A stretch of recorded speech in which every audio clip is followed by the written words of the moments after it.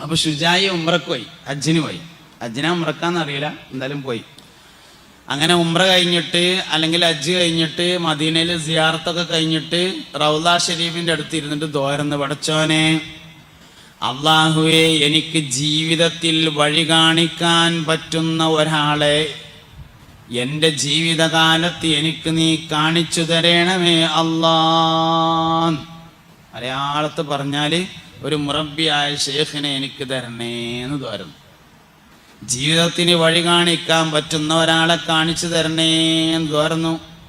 അന്ന് രാത്രി മുസ്തഫായ നബി തങ്ങളെ സ്വപ്നത്തിൽ കണ്ടു സല്ലല്ലാഹു അലൈഹി വസല്ലം.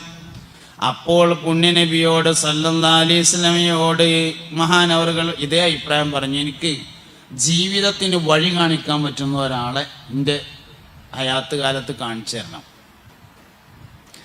മുത്തുനബി സല്ലല്ലാഹു അലൈഹി വസല്ലമ തങ്ങൾ പറഞ്ഞു, ഷുജായി, നിങ്ങളെ കയ്യിൽ ഒരു തസ്ബീഹ് മാലല്ലേ, അതൊരാൾ ചോദിച്ചിങ്ങാണ്ട് വരും.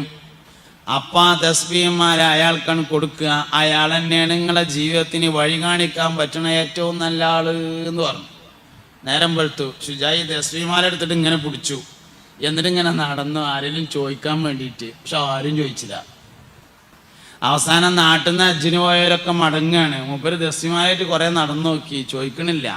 അത് കീശയിലിട്ടിട്ട് മൂപ്പര് പോന്നു നാട്ടിക്ക്. നാട്ടിൽ വന്ന് വയല് പറയാൻ തുടങ്ങി. വയതിനൊക്കെ പോയിട്ട് ഇങ്ങനെ എവിടെയൊക്കെ വയല് കഴിഞ്ഞാൽ ഐദുറസ്വലിയുടെ വണ്ടിക്കാണ് മൂപ്പര് പോയിന്ന്. ഐദുറസ്വലിയുടെ വണ്ടി പറഞ്ഞാൽ ഏത് കിട്ടിയ വണ്ടിക്ക് കയറലാണ് ഐദുറസ്വലിയുടെ വണ്ടി. എല്ലാ വണ്ടിയും മൂപ്പരതാണല്ലോ, അതിനാണ് പോവുക. അങ്ങനെ ലോറിയിലൊക്കെ ചെന്ന് ഇറങ്ങിയിട്ട് ഇങ്ങനെ അവിടെ ഒരു പെട്ടിക്കട ഉണ്ട്. ആ പെട്ടിക്കടയിൽ നിന്ന് ഒരു ചൂട്ട് വാങ്ങും. 25 പൈസ കൊടുത്തിട്ട് ഒരു ചൂട്ട് വാങ്ങിയിട്ട് ആ ചൂട്ട് ഇങ്ങനെ കത്തിച്ചിട്ട് അതിങ്ങനെ മിന്നിയിട്ട് പെരേക്ക് ഇങ്ങനെ പോവും. അങ്ങനെ വയലൊക്കെ തുടങ്ങി. നാട്ടിൽ വന്ന് ചൂട്ട് വാങ്ങി പെരേക്ക് പോവും, പിറ്റേന്ന് വയതിന് പോവും. അങ്ങനെ പോക്കും വരവൊക്കെ ഇങ്ങനെ തുടങ്ങി ജോറായി. ഒരു ദിവസം വയല് കഴിഞ്ഞിട്ട് ഇങ്ങനെ മടങ്ങി വരികയാണ്. നാട്ടിൽ വന്നിറങ്ങി ചൂട്ട് വാങ്ങാൻ വേണ്ടി പെട്ടിക്കട കയറി ചൂട്ട് വാങ്ങിയിട്ട് പൈസ കൊടുത്തപ്പോൾ കച്ചവടക്കാരൻ പറഞ്ഞു, പൈസ വേണ്ട, എനിക്ക് നിങ്ങൾ ആ തസ്ബീഹ് മാല തന്നാൽ മതിയായിരുന്നു. അതിൽ പറഞ്ഞു, എൻ്റെ താഴെ ഒരു തസ്ബീഹ് മാല ഉള്ളൂ, അത് അങ്ങനെ തരാനുള്ള എല്ലാവർക്കും. അതങ്ങനെ ഒന്നേ ഉള്ളൂ, അത് അങ്ങനെ കൊടുക്കാൻ പറ്റിയൊരു തസ്ബീഹ് മാലല്ല. അത് പിന്നെ ജീവിതത്തിൽ വഴി കണക്കാൻ വേണ്ട ഷെയ്ഖ് ചോദിക്കുമ്പോൾ കൊടുക്കാൻ വേണ്ടി നബി തങ്ങൾ പറഞ്ഞതാണല്ലോ സല്ലല്ലാഹു അലൈഹി വസല്ലം. അവൻ മൂപ്പര് കൊടുത്തില്ല, അതങ്ങനെ തരാം. അതിലും മൂപ്പര് പറഞ്ഞു, ഏതേലും തസ്ബീഹ് മാലല്ല ഞാൻ അങ്ങോട്ട് ചോദിച്ചത്, ആ മദീനത്തുനിന്ന് നബി തങ്ങൾ തരാൻ പറഞ്ഞൊരു തസ്ബീഹ് മാലല്ലേ, അതിട് തരീന്നാ പറഞ്ഞത് പറഞ്ഞു. കച്ചവടക്കാർ മോശക്കാരൊന്നുമല്ല, അങ്ങനത്തെ കച്ചവടക്കാരും ഉണ്ട്. നമ്മളതിന് കച്ചവടമാകുമ്പോൾ കുറച്ചൊക്കെ തട്ടിപ്പും വെട്ടിപ്പും ഒക്കെ ഉണ്ടാവും. 2 കൂട്ടർക്കാർക്കാണ് അങ്ങനെ ഒരു തോന്നലുള്ളത്. ഒന്ന് രാഷ്ട്രീയക്കാർക്കും വേറൊന്ന് കച്ചവടക്കാർക്കും. കുറച്ചൊക്കെ അങ്ങനെ ഇങ്ങനെയൊക്കെ ഉണ്ടാവും. അത്താജിറു സദൂഖുൽ അമീനു മഅൻ നബിയ്യിന വസ്സദ്ദീഖീൻ ഹബീബുനാ റസൂലുള്ളാഹി. അത്താജിറു സദൂഖുൽ അമീനു, സത്യസന്ധനും വിശ്വസ്തനുമായ കച്ചവടക്കാരൻ, മഅൻ നബിയ്യിന, അമ്പിയാക്കളോടൊപ്പവും, വസ്സുദ്ദീഖീന, സുദ്ദീഖ് റളിയല്ലാഹു അൻഹുവിൻ്റെയും അനുയായികളാകുന്ന സ്വഹാബത്തിൻ്റെയും ഒപ്പം സ്വർഗത്തിലാണ്. അത്താജിറു സദൂഖുൽ അമീനു മഅൻ നബിയ്യിന വസ്സുദ്ദീഖീൻ. പക്ഷെ 2 നിബന്ധനയുണ്ട് കച്ചവടത്തിന്. 1 വിശ്വസ്തത, 2 സത്യസന്ധത. അത് 2 ഉണ്ടോ പെട്ടിക്കട മതി സ്വർഗത്തിൽ പോകാൻ. നല്ലത് കേടെന്നാൽ പറ്റരപ്പാവും. ഏത് സംഗതി അങ്ങനെയാണ്. നല്ല സാധനം കേടെന്നാലാണ് പറ്റരപ്പാകുക.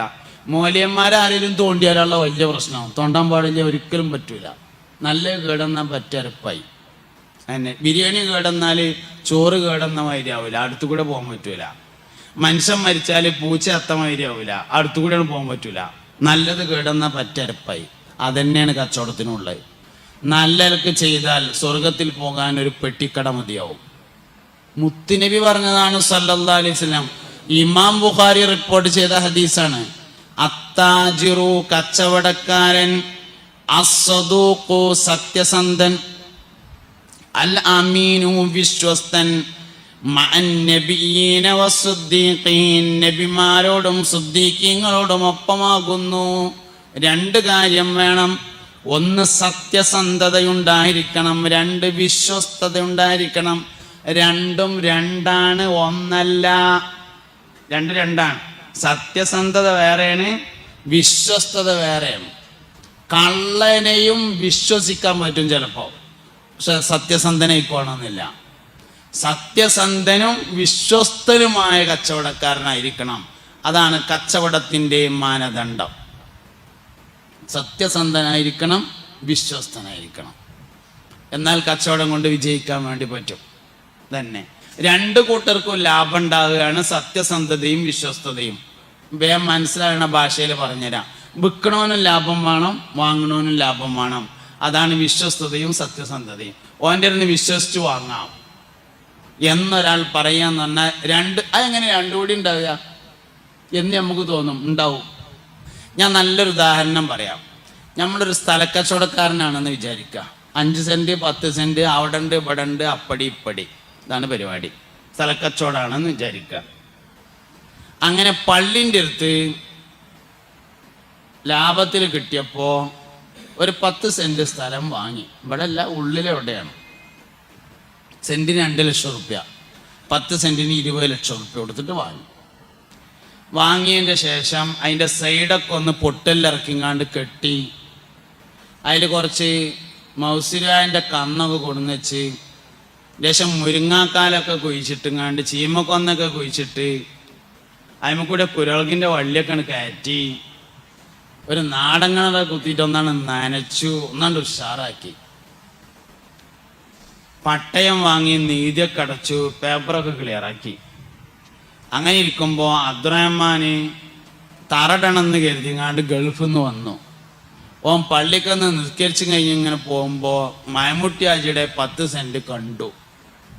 അപ്പോൾ കൂടെ ഉണ്ടായിരുന്ന ആൾക്കാരോട് ചോദിച്ചു, ഈ സ്ഥലം പാരതാന്ന് ചോദിച്ചു. അത് നമ്മളെ മയമുട്ടി ആജിയുടെയാണ് പറഞ്ഞു. ബുക്കുള്ളതാണോ ചോദിച്ചു. ആ, മൂപ്പർക്ക് ഇങ്ങനെ 5 സെൻറ്റ് 10 സെൻറ്റിലൊക്കെ ഇടപാടുണ്ട്, കച്ചവടത്തിനുള്ള തന്നെയാണ്. മയമുട്ടി ആജിയുടെ അടുത്ത് എന്നിട്ട് ചോദിച്ചു, മയമുട്ടി ആജി നിങ്ങൾ ആ പള്ളിൻ്റെ അടുത്തുള്ള 10 സെൻറ്റ് കൊടുക്കാനുള്ളതാണോ ചോദിച്ചു. ആന്ന് പറഞ്ഞു. എന്താ വേണ്ടതെന്ന് ചോദിച്ചു. അതിൽ പറഞ്ഞു, പിന്നെ എന്നോട് പറയാം, ഞാനത് 20 ലക്ഷം റുപ്യക്ക് വാങ്ങിയതാണ്. പിന്നെ അതിൻ്റെ പട്ടയൊന്നും ഉണ്ടായിരുന്നില്ല, അതൊക്കെ വാങ്ങി നികുതിയൊക്കെ അടച്ച് ക്ലിയറാക്കി, സൈഡൊക്കെ കെട്ടി, മണ്ണൊക്കെ ഇട്ട് നിരത്തി. എന്നാൽ കാണുന്ന രൂപത്തിലാക്കാൻ എനിക്കൊരു 50,000 റുപ്യൻ്റെ ചിലവുണ്ട്. 20,50,000 റുപ്യ ഞാനതൊരു 25 ലക്ഷം റുപ്യ തന്ന് ആനക്കണ്ട് തരാമെന്ന് പറഞ്ഞു.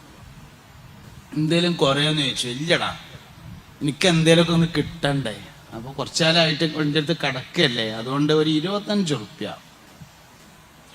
ഓൻ പറഞ്ഞു ഞാനൊന്ന് ആലോചിക്കട്ടെ എന്ന് പറഞ്ഞ് അവിടെ നിന്ന് പോയി. 1-2 കച്ചവടക്കാരെ കണ്ടിട്ട് ചോദിച്ചു, നമ്മൾ ആ പള്ളിൻ്റെ നേരെ ബാക്കിലുള്ള മയമുട്ടിയാജിലെ 10 സെൻറ്റ് കൊടുക്കുകയാണ്, ഞാൻ കൊല്ലൊന്ന് തറട്ടുങ്ങാണ്ട് പോകണമെന്ന് കരുതി വന്നതാണ്, വാങ്ങിയ എങ്ങനെ ഉണ്ടാവും എന്ന് ചോദിച്ചു. മൂക്കിക്കപ്പെട്ടായ മുഴുവൻ കച്ചവടക്കാരും പറഞ്ഞു, വാങ്ങിക്കോ, ലാഭമാണ്, അതാ ലാഭം. അവസാനം അമ്മോൻ്റെ അടുത്ത് പോയിട്ട് ചോദിച്ചു, അമ്മ നോക്കാം, ഞാൻ ആ മയമുട്ടിയാജിയുടെ സ്ഥലം ഒന്ന് നോക്കിയിട്ടുണ്ട്, അത് വാങ്ങിയ എങ്ങനെ ഉണ്ടാവും. അമ്മോൻ പറഞ്ഞു, അത് വാങ്ങിക്കോ, എന്തുകൊണ്ടും ലാഭമാണ് എന്ന്. വാങ്ങണോന് ലാഭമായി, കൊടുക്കണോന് 4.5 ലക്ഷം റുപ്യ ലാഭമായി. ഇതാണ് ലാഭം എന്ന് പറഞ്ഞ സാധനം. ഇങ്ങനെ കിട്ടുന്ന മുതലിനെ ഹലാലും തൊയ്യിബുമായ മുതൽ എന്ന് പറയും. മുതൽ ഹലാലും തൊയ്യിബുമാണെങ്കിലേ മക്കൾ നന്നാവുകയുള്ളൂ. വളരെ പ്രധാനപ്പെട്ട ഒരു അടിസ്ഥാനമാണ്. കുട്ടികൾ കേടുവരുന്നതിനാകെ ഒരു കാരണമേ ഉള്ളൂ, തിന്നാൻ കൊടുക്കുന്നത് ഹലാലും തൊയ്യിബുമായില്ല എന്ന ഒരൊറ്റ കാരണം മാത്രമാണ്. വേറെ ഒരു കാരണവും മക്കൾ കേടുവരുന്നതിനില്ല, ഒന്നുമില്ല, ഒറ്റ കാരണമേ ഉള്ളൂ.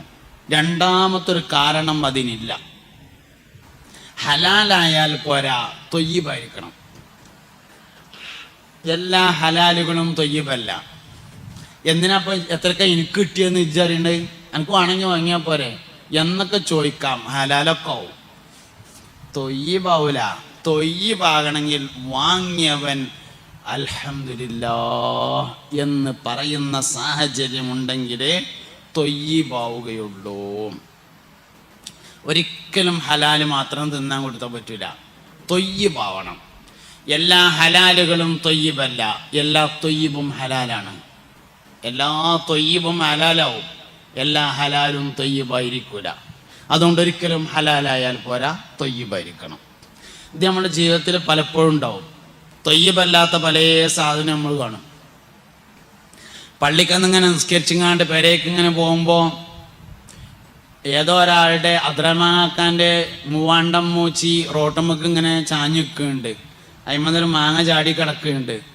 എടുത്തുണ്ടാവാം, ഹലാലാണ്. കാരണം ഒരു മൂവാണ്ടം മൂച്ചിമെന്ന ഒരു മാങ്ങ ചാടിയിട്ട് അത് കൊണ്ടുപോയിനൊന്നും ആരും വഴിയെടുത്തുങ്ങാണ്ട് പിന്നാലെ വരലില്ല, ഹലാലാവും. ഹലാലൊക്കെ തന്നെയാണ്.